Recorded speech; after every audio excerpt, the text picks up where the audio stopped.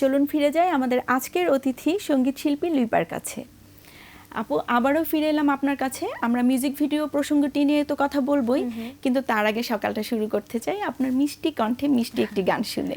যেহেতু ঈদ সামনে, আমি গত ঈদের আয়োজনের একটা গান শোনাচ্ছি। এই গানটারও একটা মিউজিক ভিডিও হয়েছিল।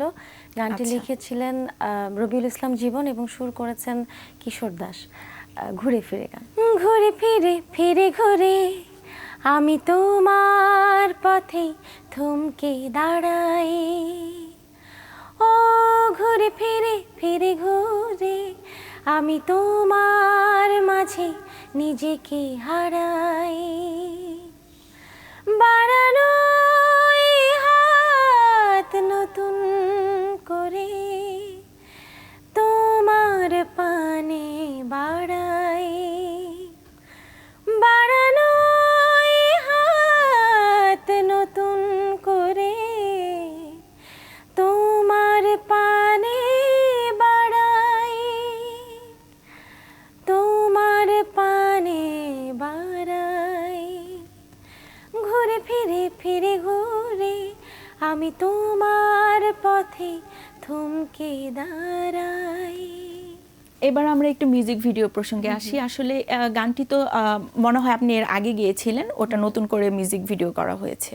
সেটা হচ্ছে একটা কভার সং। যেহেতু আমি পুরোনো দিনের গান গাইতে এবং শুনতে খুব পছন্দ করি, তো আমার প্রিয় শিল্পীদের মধ্যে থেকে একজন খুব প্রিয় শিল্পী শ্রদ্ধেয় বেগম আক্তার, তার একটি পছন্দের গান জোছনা করেছে আরি, এই গানটি আমি এবারে কভার করেছি। তো গানটি মিউজিক অ্যারেঞ্জ করেছেন অটোমোনাল মুন ভাইয়া। এটা রেকর্ড হওয়ার পর আমার মনে হলো যে এটা একটা মিউজিক ভিডিও ডিমান্ড করছে, সে কারণেই একটা মিউজিক ভিডিও করে ফেলেছি। এটা প্রেক্ষাগৃহ কাজ করেছে, শাহরিয়ার পলক ভাই ডিরেকশনে মিউজিক ভিডিওটা তৈরি করেছি। রিলিজও হয়ে গেছে। আমার মনে হয় যে দর্শক শ্রোতাদের ভালো লাগবে কাজটা। আমি চেষ্টা করেছি যে আমার যারা অডিয়েন্স, যারা ভক্ত শ্রোতা, তাদের একটা মতামত নিয়ে কাজ করবার জন্য। প্রথম অ্যালবাম যখন বেরিয়েছিল ছায়াবাজি, তখন আমি কিন্তু চেষ্টা করছি যে তাদের কাছ থেকে জানতে যে কোন গানটা আমি মিউজিক ভিডিও করব, এবং তারা কিন্তু টাইটেল ট্র্যাকটা ছেড়ে ঘুরে ফিরে গানটাই বলেছিলেন যে মিউজিক ভিডিও করবার জন্য, এবং তাই করেছি। আর এখনও আমি আসলে অনেক শ্রোতারা বলেন যে পুরোনো দিনের যে গানগুলো, সেখান থেকে একটা গান যদি নতুন করে তারা আমার কাছ থেকে পেতেন, সে কারণেই এই গানটা আবার তাদের জন্যই করা। তো কাজটা যেহেতু তাদের জন্যই করা, আমার মনে হয় যে তারাই সঠিক মূল্যায়ন করতে পারবেন। শুটিং এর গল্পের কথা শুনতে চাচ্ছি। শাহরিয়ার পলক ভাইয়ের কাছে গানটা যখন নিয়ে গেলাম, উনি গানটা শুনে গানটা খুব পছন্দ করেছেন। তো মানে যে স্টাইলে এটা আবার নতুন করে রেকর্ড হয়েছে, উনি বললেন যে নতুন প্রজন্মের যারা শ্রোতা আছেন তারা নিশ্চয়ই গানটা খুব পছন্দ করবে। তো ওনার আইডিয়াটা এরকম ছিল যে গানে আমরা কোনো মডেল বা অন্য কাউকে না রেখে তুমি যদি গানটা পোর্ট্রে করো কেমন লাগবে। তো আমি সেখানে একটু ঘাবড়ে গেছিলাম যে আমি কি আসলে গানটাকে ঠিকভাবে উপস্থাপন করতে পারবো কিনা।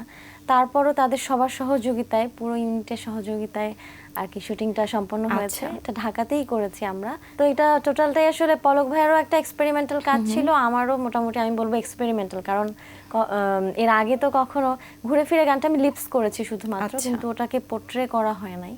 তো এবার প্রথমবারের মতো আমি একটা গানকে উপস্থাপন করেছি এভাবে করে। বর্তমান ব্যস্ততা কি নিয়ে যাচ্ছে? টেলিভিশন প্রোগ্রামে গুলো নিয়েই, আর ঈদের পরে কিছু স্টেজ প্রোগ্রাম আছে, দেশের বাইরে কিছু প্রোগ্রাম আছে। তো চেষ্টা করব যে দেশের বাইরে যে অনুষ্ঠানগুলো আছে সেখানে নিজের দেশকে সুন্দরভাবে রিপ্রেজেন্ট করবার জন্য। কারণ দেশের বাইরের মানুষেরা আসলে খুব আগ্রহ নিয়ে বসে থাকেন। তারা যেহেতু অনেক দিন ধরে আমাদের দেশের থেকে একটু দূরে থাকেন, আমার মনে হয় যে আমাদের দেশের চেয়ে দেশের যে মানুষগুলো আছে তাদের চেয়ে ওদের আসলে আমাদের দেশের প্রতি টানটা একটু বেশি। তো সে কারণে আমি চেষ্টা করব তাদের পছন্দের গানগুলো সেখানে গিয়ে সুন্দরভাবে পরিবেশন করব। এই যে দেশের বাইরে যখন আপনারা গান গাইতে যান, তখন আসলে প্রবাসীদের মধ্যে দেশের প্রতি টানটা কেমন অনুভব করেন? ওনাদের আপ্যায়ন করবার ধরনটা দেখে আমার কাছে মনে হয় কি যে আমরা বোধহয় ওনাদের রক্তের কেউ, এমনভাবে ওনারা আমাদেরকে ট্রিট করেন, সেটা খুব ভালো লাগে। আর দেশের প্রতি একটা টান থাকবার কারণে ওনারা মাটির গানগুলো বেশি পছন্দ করেন। আমি অনেক সময় দেখেছি যে ফোক গানগুলো যখন গাই ওনাদের সামনে, অনেকে অজরধারায় কান্নাকাটি করেছেন, এরকম আমি পেয়েছি আসলে। আচ্ছা, ঈদ তো দেশেই করছেন, ঈদ দেশেই করছি এবারে। আচ্ছা, ঈদ উপলক্ষে কি কি ব্যস্ততা যাচ্ছে? ঈদে এই তো মিউজিক ভিডিওটা নিয়ে একটু অন্যরকম একটা অনুভূতি আছে ভেতরে, দর্শক শ্রোতাদেরও নিশ্চয়ই ভালো লাগবেন। আর টেলিভিশনে কিছু প্রোগ্রাম আছে, সেখানে জানতে চাইবো কিছুদিনের মধ্যে শ্রোতাদের কাছে যদি তাদের রিকোয়েস্টের কোনো গান থাকে সেগুলো পরিবেশন করবার চেষ্টা করব। কেউ না কেউ একজন আইডল থাকে, তো আপনার আসলে পছন্দের শিল্পী কে? পুরোনো দিনের গান শুনতে খুবই ভালোবাসি, মানে গাইবার চেয়ে আমি গান শুনতে বেশি ভালোবাসি। আচ্ছা। আর আমার বাবা মা যেহেতু গান শুনতে খুব আগ্রহী ছিলেন, আমার গান শুনতে শুনতে ওখান থেকে কিন্তু আগ্রহটা জন্মেছে যে একটু গান গাই। তো যেহেতু আমি অনেক শিল্পীর গান শুনে শুনে শিখেছি, প্রথমে আমি সবাইকে যাদেরই গান শুনেছি তাদেরকে আমি আসলে আমার গুরু হিসেবে মানি এবং আমি ইন্সপায়ার্ড তাদের কাছ থেকে। আর প্রতিটি শিল্পীর যেহেতু আলাদা আলাদা স্বকীয়তা রয়েছে, সুতরাং কাউকে আসলে আলাদা করে বলতে পারবো না যে উনি আমার সবচেয়ে প্রিয় শিল্পী, সবাই আমার প্রিয় শিল্পী। তবুও যদি একটু আলাদা করে বলতে হয়, আমি শ্রদ্ধেয় নীলুফার ইয়াসমিনের কথা স্মরণ করছি, যার ভয়েস কোয়ালিটিকে আসলে আমি রীতিমতো ফলো করি বলবো, আমার খুব ভালো লাগে। জানতে চাচ্ছি আপনার শুরুর দিকের ঘটনাটা, আসলে কিভাবে লুইপা একজন সঙ্গীত শিল্পী হয়ে উঠলো? আব্বু আম্মুর দ্বারাই অনুপ্রাণিত হয়েছি, কারণ ওই যে বললাম যে ওনারা গান শুনতে খুব পছন্দ করেন। আমাদের বাড়িতে দেখা যেত যে সারা রাত গান চলতো, আবার ঘুম থেকে উঠেও গান শুনতাম, রাতে ঘুমোতে যাওয়ার আগ পর্যন্ত গান চলতো। মানে গানটা একদম নারীর সাথে সম্পৃক্ত ছিল। তো সেই থেকে আমি একটু গুনগুন করে গাইতে শুরু করেছিলাম এবং তখনই আমার বাবা মা ভাবলেন যে নিশ্চয়ই ওকে একটু গান শেখানো দরকার। তারপর থেকে শিশু একাডেমি গুরুজিদের কাছে শিখেছি। এরপরে 2010 সালে একটা রিয়েলিটি শোর মাধ্যমে আমি ভক্ত শ্রোতাদের সঙ্গে সরাসরি সম্পৃক্ত হয়েছি। অনেকেই রিয়েলিটি শো থেকে বের হয়ে আসছে, ওরা আসলে কতটা জনপ্রিয় হয়ে উঠতে পারছে? এটা তো একটা প্ল্যাটফর্ম, ওই প্ল্যাটফর্মটাকে কতটা কাজে লাগাতে পারছে বলে আপনি মনে করেন? আসলে জনপ্রিয়তার কথা চিন্তা করে যদি আমি কাজ করি, তাহলে আমার মনে হয় যে সেটা আলটিমেটলি বৃথা হয়ে যাবে। কারণ প্রথমে আমার কাজটা করতে হবে নিজেকে ভেবে যে আমি কাজটা আমার জন্য করছি, এবং সেখানে যথেষ্ট পরিমাণ ধৈর্য থাকতে হবে। তারপর আমার মনে হয় যে কাজ যদি ভালো হয়, আস্তে আস্তে জনপ্রিয়তাটা এমনি এমনি চলে আসবে। সেই দিক থেকে আপনার ভিতরে কতটা চ্যালেঞ্জ কাজ করে? আমি একটা জিনিস কি কখনো হতাশ হইনি, মানে গানটা করেছি এবং চর্চাটা যদি চলে, আসলে আমার মনে হয় যে হতাশ হবার আসলেই কিছু নেই। তবুও রিয়েলিটি শোগুলো আমার মনে হয় যে যথেষ্ট আমাদেরকে সহযোগিতা করছে, কারণ আগে তো গান করতাম শুধু নিজের জন্য, আগে ঈদগুলোও কিন্তু ছিল শুধু আমাদের নিজেদের জন্য।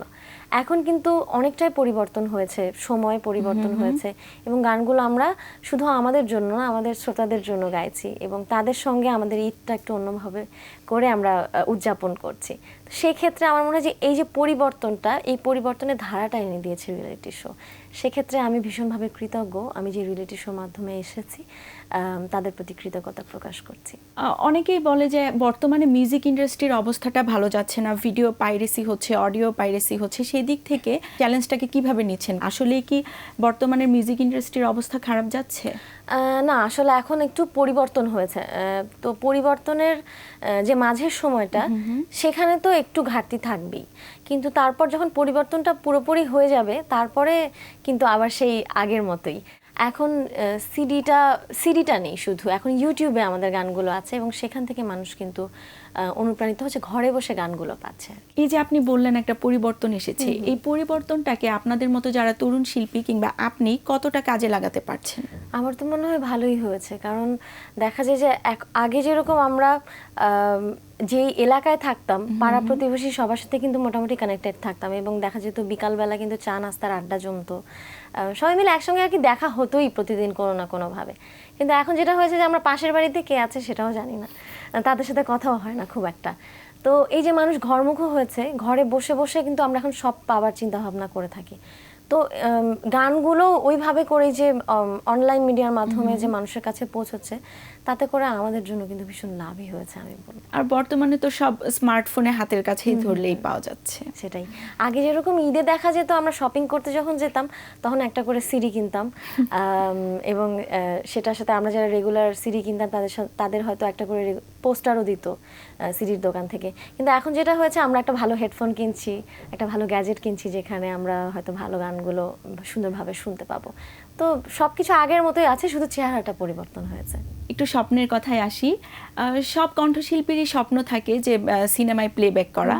সেখান থেকে আসলে আপনার কতটা সুযোগ হয়েছে, কিংবা ভবিষ্যতে আপনার স্বপ্নটা কত দূর এই প্লেব্যাক নিয়ে? বলবো যে আমি খুব ভাগ্যবান মনে করি নিজেকে। শ্রদ্ধেয় আহমেদ ইমতিয়াজ বুলবুল স্যারের কাজ দিয়ে শুরু হয়েছে প্লেব্যাকের। তো সেখানে যেটা হয়েছে যে আমি ওনার কাছে অনেক কিছু শিখেছি। যেহেতু তিনি একজন লেজেন্ড মানুষ, লিভিং লেজেন্ড, তো আমার অনেক এক্সপিরিয়েন্স হয়েছে। আর একটা প্লেব্যাক করা মানে কিন্তু শুধু নর্মালি গান গেয়ে যাওয়া নয়, সেই সিকোয়েন্সটা বুঝতে হয়, ক্যারেক্টারগুলো বুঝতে হয়। তো সব কিছু মাথায় রেখে গানটাকে আমি যেন সেই পরিবেশটাকে ঠিক রেখে ডেলিভারি করতে পারি। তো সেই ক্ষেত্রে আমাকে স্যার অনেক শিখিয়েছেন, আমি বলবো অনেক অভিজ্ঞতা অর্জনে সহযোগী হয়েছেন। প্লেব্যাকে আপনার সর্বশেষ কাজটি কোনটা ছিল? প্লেব্যাক সর্বশেষ যে কাজটি করছি সেই ছবির নাম ছিল ক্রাইম রোড। শুভ ভাইয়ের কম্পোজিশনে আমরা কাজ করেছি, আমি এবং প্রতীক ভাই গানটি ডুয়েট গান করেছি। তো এটা একদমই ডিফারেন্ট ছিল আমার জন্য, কারণ এটা একটা আইটেম সং ছিল।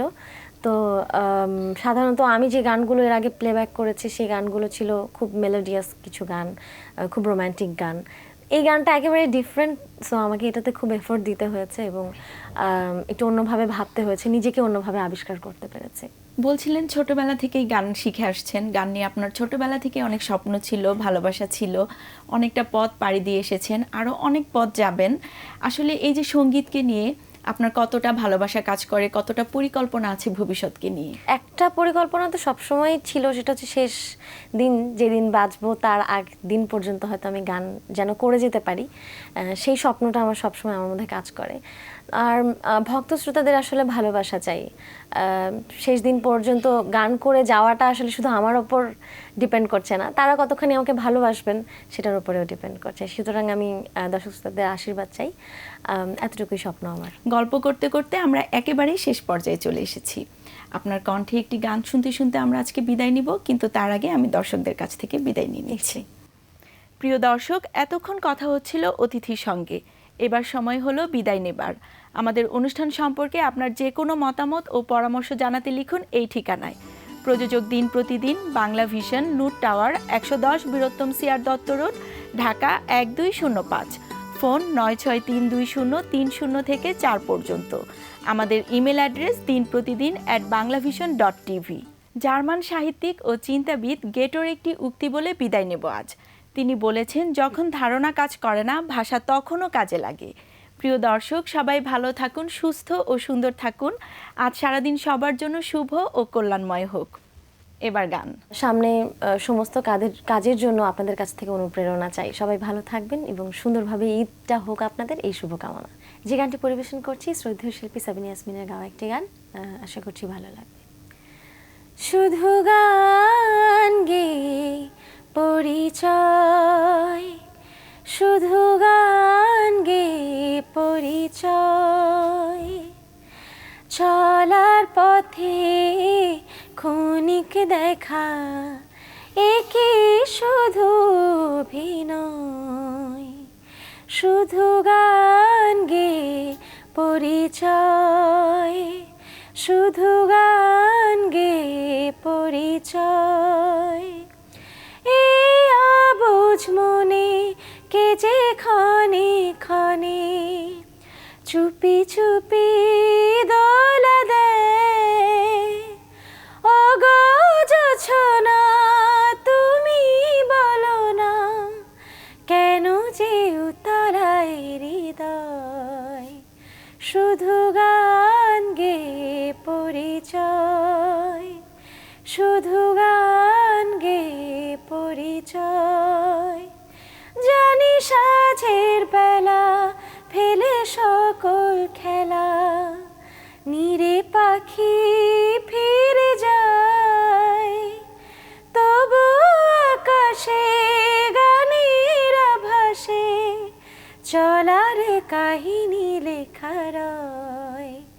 শুধু গান গে পরিচয়।